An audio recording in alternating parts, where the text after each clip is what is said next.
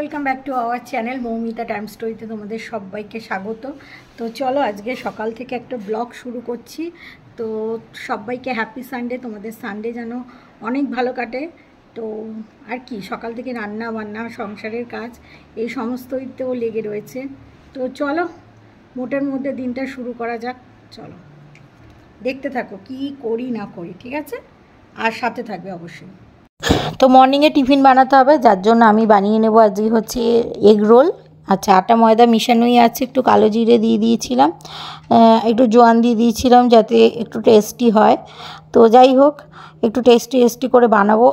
Actually কী বলতো, পুরো তাওয়ার সাইজের রুটিটা হয়ে গেছে বলতে গেলে, তো নাড়াতে একটু অসুবিধা হচ্ছে। তো আগের দিনে রাত্রিরের যে তেলটা বেঁচেছিল সেটাকে আমি দিয়ে দিলাম, আর নতুন করে তেলটা বার করলাম না, কারণ তেল তো বেশি থাকা ভালো নয়। আগের দিনের বেশ কি একটা বেগুন ঠেগুন না কি বেশ ভেজেছিলাম, খেয়াল নেই অত। তো সেই আর কি।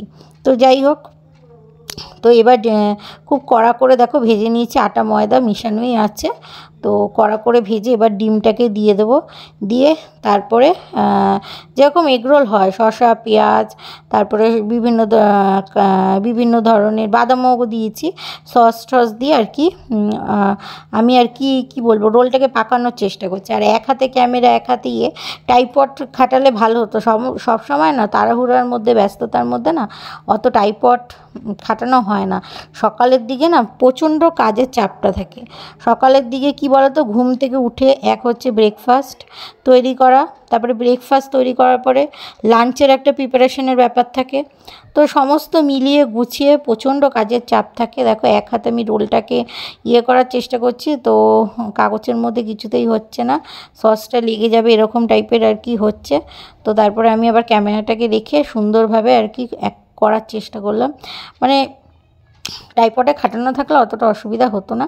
তো দেখো এখানে রোলটা আমি তোমাদের ক্লোজে গিয়ে দেখাচ্ছি, বেশ ভালোই লাগছে দেখতে। রোলটা বেশ ভালোই তৈরি হয়ে গেছে।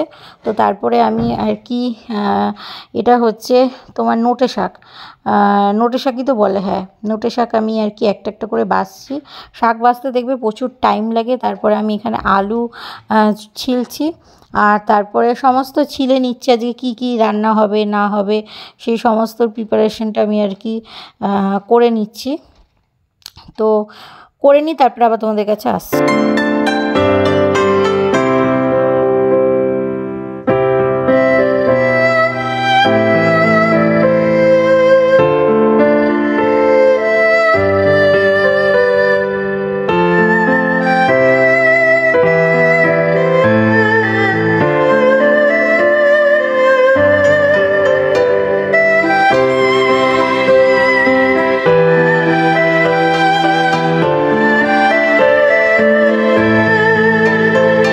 তো প্রথমে পেঁয়াজটাকে ভেজে নিচ্ছি আলুর চোখার জন্য। তো এখানে লঙ্কার ব্যবহার করিনি, কারণ লঙ্কা খেতে ইচ্ছা করছে না বেশি ঝাল, ডালের মধ্যে লঙ্কা দিয়ে দিয়েছি। হ্যাঁ, তো টমেটো দিয়ে টক ডাল করেছি, মুগ মসুর মিশিয়ে আজকে টক ডাল করেছি। তো তার সাথে খাওয়ার জন্য একটু আলুর চোখা করে নিয়েছি, লবণ আর হলুদ দিলেন। আলুর চোখার রঙটাও বেশ দেখতে ভালোই লাগে। তো এই এক দফা পেঁয়াজ ভেজে তারপরের দফায় আবার পেঁয়াজ রসুন কাঁচা লঙ্কা এই দেখো ভাজা করে নিয়েছি। তারপরে নোটে শাকটাকে দিয়ে নেবো, নোটে শাকটাকে দিয়ে আমি ভাজা করব। দেখো এক কড়াই, মানে কড়াইতে আটছিল না, কিন্তু শাক হয়ে যাওয়ার পরে অবশ্য কমে যায়। তবে নোটে শাকের আমি ডাঁটাগুলো দিইনি, অনেকে নোটে শাকের ডাঁটা দিয়ে চচ্চড়ি খায়, বাট এই ডাঁটাগুলো শক্ত হয়ে যায়, তো দিন খেতে ভালো লাগে না। বেশিরভাগ ওই পাতটা একদম মাথার অংশটাই দিয়েছি, ঠিক আছে। এই নোটে শাকের আটিটা 15 টাকা নিয়েছে। এখন যে কোনো শাকের আটি 15 টাকাই নেয়, এখন আর ওই 10 টাকা 5 টাকার মতো নেই। আর ডাকছিল কথা বলতে মাছটা হালকা না একটু পুড়ে গেছে, মানে মাছটাকে যে হাই ফ্লেমে বসিয়েছি আমি, আমার খেয়ালই নেই। তো যাই হোক, মানে খেয়াল আছে মাছ ভাজা, কিন্তু এত তাড়াতাড়ি যে জিনিসটা এরকম পর্যায়ে চলে যাবে বুঝতে পারিনি। তারপরে আবার আরেক দফা মাছ ভেজে নিলাম। তারপরে আলু ফুলকপি দিয়ে মশলা কষিয়ে বেশ একদম কী বলতো, মানে পাতলা ঝোল করে নেবো, আলু ফুলকপি দিয়ে মাছের ঝোল, ঠিক আছে। ফুলকপিটা এনেছিলাম শনিবারে কিছু খাওয়ার জন্য, যাই হোক করা হয়নি। আর যেরকম বলেছিলাম তোমাদের আজ দই পটলের ফুল রেসিপি দেখাবো, সেরকম তেলের মধ্যে দেখো পটলগুলোকে দিয়ে এর মধ্যে লবণ দিয়ে দিতে হবে। তোমরা চাইলে লবণ পটল পটলটাকে লবণ মাখিয়েও রেখে দিতে পারো, তারপরে তেলের মধ্যে দিতে পারো। আর এটা করতে করতে আমি কিন্তু ডাল, মুসুরির ডাল আর মুগ ডাল যেটা এনেছি আমার বাড়ন্ত ছিল, সেটাকেও কিন্তু আমি ঢেলে নেব। তারপরে আমি তৈরি করব গিয়ে হচ্ছে পটলের মশলাটা। তো পটলের মশলার মধ্যে কিছুই না, মিক্সিতে না আমি বাজার থেকে কি বলো তো পোস্ত এনেই আমি ঘুরিয়ে রেখে দিই কৌটোতে। তো দেখতেই পাচ্ছ কতটা মিহিন। তারপরে কাঁচা লঙ্কা, পোস্ত আর তোমার টক দই, ঠিক আছে, পরিমাপ মতন টক দই দিয়ে আমি এটাকে ঘুরিয়ে নেব। দেখো পটলগুলোকে একদম সিমে ভাজতে হবে, বেশ ভাজা ভাজা হয়ে যখন নরম হয়ে যাবে একেবারে, সেই সময় আমার পটলগুলোকে তুলে নিতে হবে। তুলে আমাকে দিয়ে দিতে হবে কিছু বাদাম ভাজা। আচ্ছা, বাদামটা অপশনাল, তোমরা চাইলে দিতেও পারো, নাও দিতে পারো, তবে দিলে কিন্তু টেস্ট খুব ভালো হয়। তোমরা দেখেইছো যে কোনো অনুষ্ঠান বাড়িতে কিন্তু বাদাম দেওয়া হয়, যার ফলে কিন্তু টেস্টটা অনেক বেশি ভালো আসে, মানে বেটার আসে বলতেই পারো। তারপরে তোমার কালো জিরে ফোড়ন দিলাম, ঠিক আছে, কালো জিরে ফোড়ন দিয়ে তারপরে পটলটাকে তুলে ওই মশলাটাকে দিয়ে দিলাম। আর এই সময় গ্যাস কিন্তু একেবারে সিম থাকবে। তারপরে লবণ মিষ্টি পরিমাপ মতন দিয়ে দিতে হবে, তারপরে পটলগুলোকে দিয়ে দিতে হবে, ঠিক আছে। ঝোল ফুটে গেলে আর বেশি জল দেওয়া থাকলে বেশিক্ষণ ফুটতে টাইমও লাগে না। তারপরে উপর দিয়ে জিরার গুঁড়ো দিয়ে দিতে হবে। জিরার গুঁড়া দেওয়ার পরে তারপরে গরম মশলা দিতে হবে, আমার হোমমেড ভাজা মশলা দিতে হবে, নারকেল আমার কোড়া থাকে, ঠিক আছে, নারকেল কোড়াও তোমরা দেবে, ঠিক আছে। নারকেল কোড়া, অনেকে নারকেলের কোড়ানো দুধ দুটোই দেয়, খুব টেস্টি হয়। তো দেখো এই হচ্ছে আমার ওই যে বললাম গরম মশলা, হোমমেড মশলা, ভাজা মশলা সমস্ত দিয়ে লাস্টে না টিপস তোমাদের দিয়ে দিলাম, একটু ঘি দিয়ে দেবে, ব্যাস। তারপরে দেখবে যে খেতে কতটা সুন্দর হয় এই দই পটল দিয়েই মনে হবে গরমের দিনে সব ভাতটা খেয়ে নিই, মানে এতটাই টেস্টি হয়।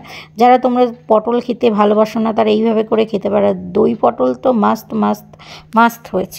বন্ধুরা এখানে রেখেছি টক ডাল, ঠিক আছে, দেখো পাতলা গাঢ় করে মুসুর মিশিয়ে এখানে করেছি টমেটো দিয়ে ডাল। আচ্ছা, এখানটায় করেছি ওই যে মাছ ভাজা আর হচ্ছে নোটে শাক ভাজা, ঠিক আছে। এখানটা হচ্ছে মাছের ঝোল আলু ফুলকপি দিয়ে, যেটা দেখলে, ঠিক আছে, তো সেটাই আছে। এখানটা একটু আলুর চোখা বানিয়েছি পেঁয়াজ দিয়ে, এখনও মাখা হয়নি, মানে মাখলেই চোখা হয়ে যাবে। আর এখানে হচ্ছে দই পটল। তো দই পটলের ফুল রেসিপিটা তো দেওয়াই আছে, চেক করে নেবেন। ও আমার কিছু জামা কাপড় মেলার ছিল, কেচে সেটা মিলে নিয়েছি। দেখো আমি লজ্জা পাই না, বাসন আমি যে ভালো মাজতে পারি না সেটার প্রমাণ দেখো, কড়াইটার মধ্যে দাগ। পুরা এই স্নান করে উঠলাম, চুল ভেজা, চুল ওই দোপাট্টাটা দিয়ে আর কি বেঁধে রাখবো। তো পুজো টুজো যা আছে সেগুলো করব, করে আমরা খাওয়া দাওয়া করবো, করে একটু শোবো দুপুরবেলায় আজকে। তারপরে আবার তোমাদের কাছে আমি বিকালবেলা আসবো। দর্শক বন্ধুরা, সামনে ভোট, তার জন্য মমতা ব্যানার্জির সাথে রচনাদির ফটো। হুগলিতে পুরো দিদিদের লড়াই, এদিকে রচনাদি, ওদিকে লকেটদি, মানে সব দিদিদের লড়াই। না দাদাও আছে মাঝখান দিয়ে, কিন্তু দুটো দিদি, তার উপর আবার সেলিব্রিটি। তো জানো এমএলএ তো ইন্দ্রনীল সেন, সবই সেলিব্রিটিদের জায়গায় থাকি, বুঝলে তো, সব জায়গায় সেলিব্রিটি আমাদের হুগলিতে, ঠিক আছে। যে জিতবে সেই সেলিব্রিটি। চলো ইভিনিং ওয়ার্ক করতে বেরিয়েছি, তারপরে যাব পার্টির মিটিং আছে, তো সেটা অ্যাটেন্ড করতে যাব। এখন ঘড়িতে কটা বাজে? 5টাও বাজেনি, কারণ হাঁটবো। 1 ঘন্টা না হাঁটলে অন্তত 8 থেকে 1 ঘন্টা তো হাঁটতেই হবে, তারপরে যেতে হবে। চলো, দেখেছো কতটা রোদ, কিচ্ছু করার নেই, হট করে এসি থেকে বেরিয়েছি তো, মানে এসি বন্ধ করলেও দেখবে 3-4 ঘন্টা এসি চালানোর পরে পাখা চালালে একটু ঠান্ডা লাগে, তারপরে হঠাৎ করে রোদ দূরে বেরিয়েছি তো বেশ কষ্টই হচ্ছে। চলো তাহলে যাই। রোদের ট্রেনিং হচ্ছে, শুধু সাঁতার কাটলেই তো হবে না, ফিগার ফিটনেসটাও ঠিক রাখতে হবে, যার কারণে ট্রেনিং চলছে। চলো তোমাদের সাথে একটু সুইমিং পুলটা একটু ভাগ করে নিই।